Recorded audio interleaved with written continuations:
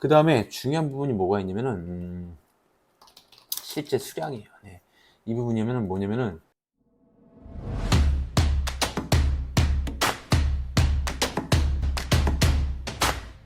네, 반갑습니다. 헬로 제니입니다. 네. 오늘 영상은 쿠팡 정품 소명에 대해서 한번 얘기를 좀 해보도록 할게요. 네. 최근에 쿠팡 정품 소명이 엄청 빡셔졌어요. 네, 빡셔졌기 때문에 제가 기존에 누누이 말씀을 드렸지만 쿠팡 정품 소명은 정확하게 한 번에 어떤 꼼수를 부리시면 안 돼요. 정직하게 좀 해야 될 부분이 좀 있어요. 네. 어쨌든 쿠팡 소명을 못 해가지고 계정이 날라갔을 경우에 다시 쿠팡에 입점하는 게 요즘에 더 쉽지가 않아요. 네, 기존은 뭐 여러 가지 방법들이 있었죠. 그렇지만 최근에는 다시 입점하는 것도 어렵기 때문에 계정 하나하나는 정말 소중하다라고 좀 말씀 좀 드리고 싶어요. 예. 그 해외 구매 대행을 좀 하다 보면은 이런 상품이 있어요. 잘 나가는 상품들이 있어요. 네. 뭐 그 상품이 뭐 쿠팡뿐만 아니라 뭐 SSG, 뭐 지옥시전, 11번 가야, 뭐 여러 그 플랫폼에서 꾸준하게 나가는 상품들이 분명히 있어요. 네. 그런 상품을 브랜드 병행 수입으로 갖고 들어오는 경우죠. 네. 그랬을 경우에 마찬가지로 정품 소명을 좀 진행을 좀 해야 된다라는 부분이 좀 있어요. 기존에는 제가 해외 구매 대행이 주 종목이었지만 현재는 브랜드 병행 수입을 좀 많이 확대하고 있어요. 네. 그러다 보니까 두 그 어떤 방식에 대한 정품 소명의 큰 틀은 비슷하지만은 그래도 좀 차이점이 조금 있어요. 네. 그 부분에 대해서 한번 말씀을 한번 드려보도록 할게요. 먼저 좀 필요한 서류들이 뭐가 있는지 한번 말씀을 좀 간략하게 좀 얘기 좀 해볼게요. 네. 먼저 해외 구매 대행 같은 경우에 가장 중요한 부분이 주문서 캡처 부분이 좀 있죠. 네. 상품을 주문하고 나서 이제 그게 뭐 라쿠텐 기준을 말씀드리면은 주문서를 볼 수가 있잖아요. 자, 주문서를 캡처를 할 때 가장 중요한 부분이 맨 위에 링크 URL 같이 나오게끔 캡처를 좀 해주셔야 돼요. 그 다음에 오른쪽 상단에 그 이름까지 그러니까 내가 가입했을 때 그 이름까지 나오게끔 같이 캡처를 좀 해주셔야 돼요. 네, 자, 이 부분이죠. 이름.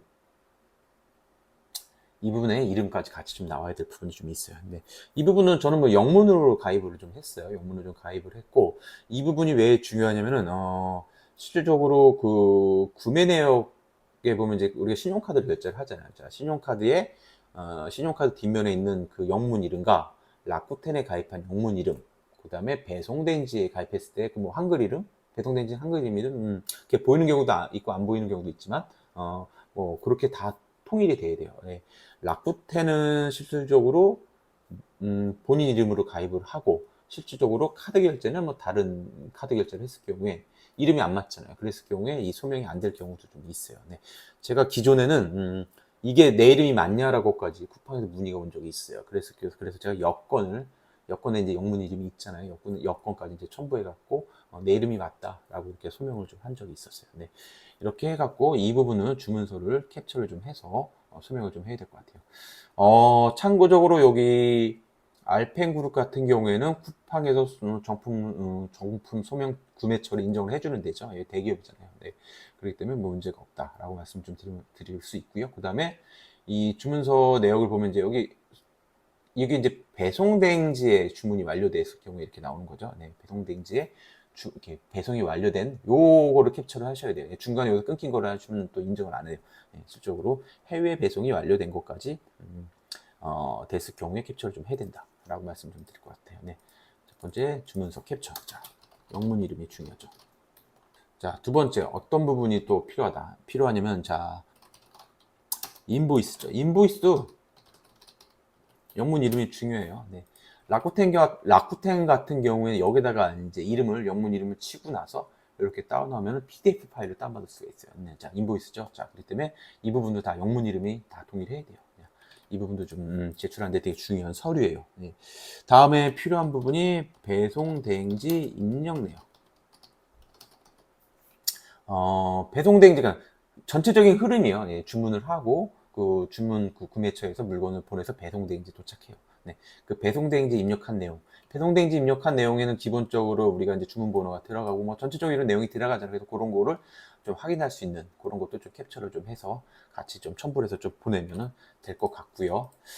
그 다음에 필요한 게 국내 배송 완료. 그러니까 실적으로 국내 배송이 완료된 그거를 캡처를 해서 보내야 되고 뭐 우체국 택배든 CJ 택배든 그 저희가 송장 번호 조회하면 나오잖아요. 네. 그래서 그 전체적으로 국내 배송까지 완료가 됐다. 자, 이렇게 이 서류가 필요한 부분이 있어요. 네. 그리고 추가적으로 해외 구매 대행 할 때 보면은 실제로 구매한 그 URL 링크도 같이 이제 그거는 이제 메일 본문에다 같이 표기를 적어서 좀 같이 좀 보내야 될 것 같아요. 네, 이런 부분이 좀 실적으로 쿠팡에서 요구하는 사항이고, 네, 이 서류 가지고 기존에 다 통과를 했던 부분이 있어요. 자, 그 다음에 이제 두 번째, 브랜드 병행 수입은 어떤 서류가 중요하냐? 아무래도 가장 중요한 부분이 수입 신고 필증이 가장 중요하죠. 네. 자, 수입 신고 필증에 어떤 내용이 들어가야 되냐면은 이 부분이 없으면은 무조건 인정을 안 해줘요. 첫 번째, 브랜드죠. 브랜드 명이 들어가야 돼요. 네. 나이키든 아디다스든 아식스든 그 브랜드 명이 들어가야 되고, 그 다음에 상품명이요. 네, 상품명이 들어가야 돼요. 그 다음에 모델 번호. 요게 다 확인이 돼야 돼요.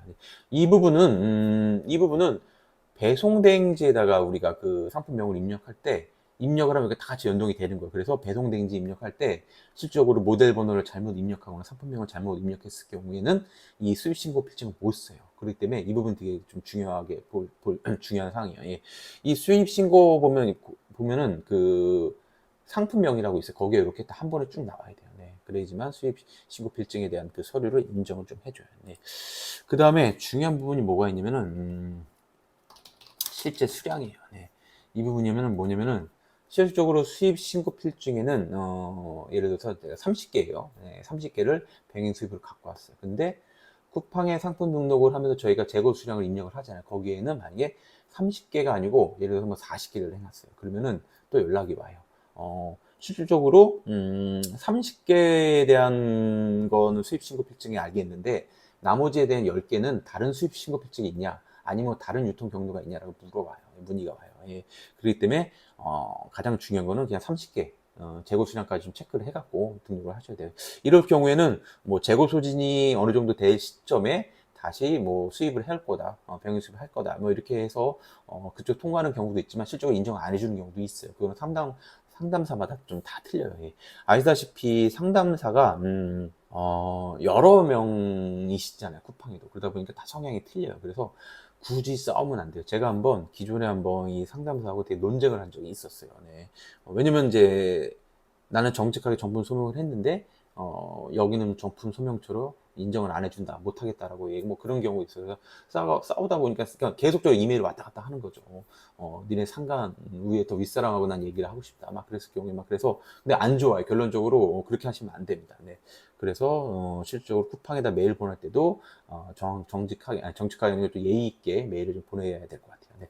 그래서 이 실제 수량이 최근에 이슈가 많습니다. 예. 국내 브랜드 쪽, 국내 브랜드 쪽, 그, 이제 리셀 쪽도 보면은, 실질적으로 뭐 백화점이든 뭐 공홈이든 뭐 ABC마트든 그거에 대해서 저희가 이제 예전에는 하나만 실적으로 해가지고 영수증 가지고 등록을 했잖아요. 근데 영수증에는 하나고, 쿠팡에다 등록했을 때는 두 개, 세 개다.